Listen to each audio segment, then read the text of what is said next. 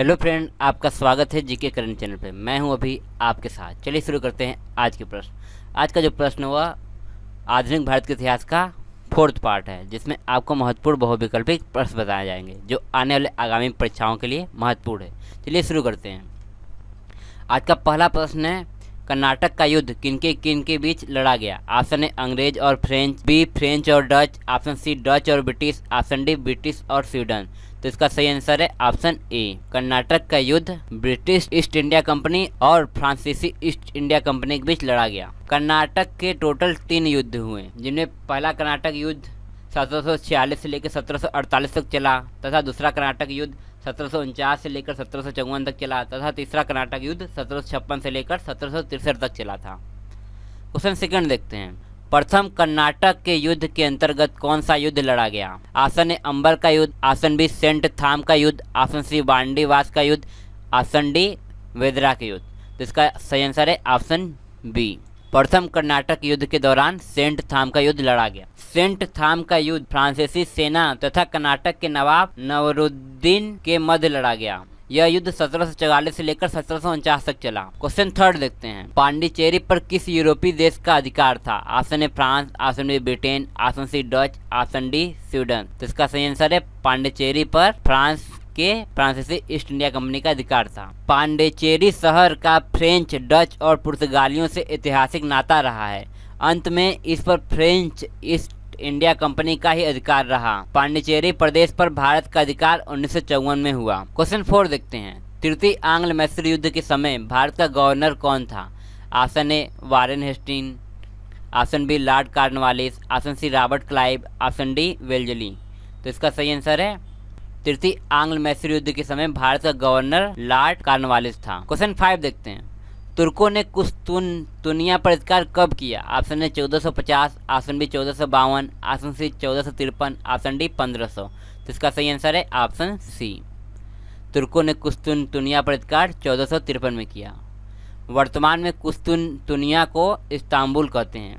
Question 7 देखते हैं। भारत में किस अधिनियम के तहत बंगाल, बम्बई और मद्रास की प्रेसिडेंसियों को मिलाकर एक कर दिया गया? ऑप्शन ए 1773 का चार्टर्ड एक्ट, ऑप्शन बी 1784 का पीट इंडिया एक्ट, ऑप्शन सी 1813 का चार्टर्ड एक्ट, ऑप्शन डी 1833 का चार्टर्ड एक्ट। तो इसका सही आंसर है ऑप्शन ए।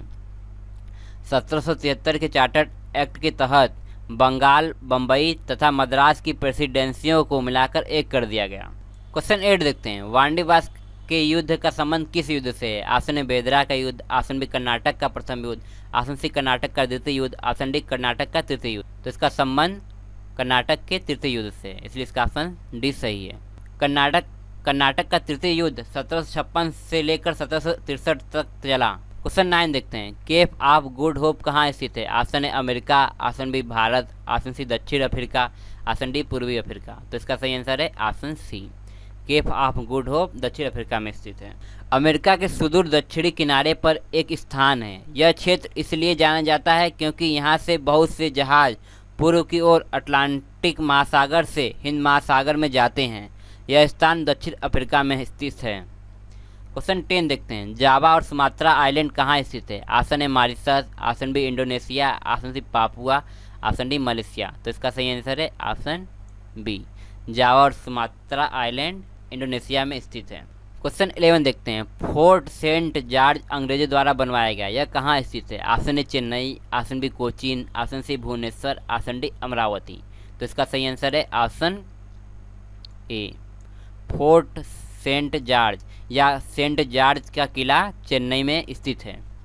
क्वेश्चन 12 देखते हैं। द्वैध शासन की व्यवस्था भारत में किसने लागू की? Option A Robert Clive, option B Cornwallis, option C Wellesley, option D Warren Hasting. तो इसका सही आंसर है ऑप्शन ए। द्वैध शासन की व्यवस्था भारत में रॉबर्ट क्लाइव ने लागू की। और बंगाल में द्वैध शासन का जनक रॉबर्ट क्लाइव को कहा जाता है। क्वेश्चन 13 देखते हैं। डच ईस्ट इंडिया कंपनी की स्थापना भारत में कब हुई थी?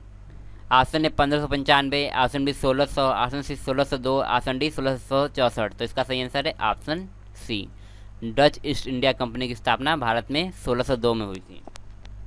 1602 में नीदरलैंड की यूनाइटेड ईस्ट इंडिया कंपनी की स्थापना की गई और डच सरकार द्वारा और डच सरकार द्वारा उसे भारत सहित ईस्ट इंडिया के साथ व्यापार करने की अनुमति प्रदान की गई।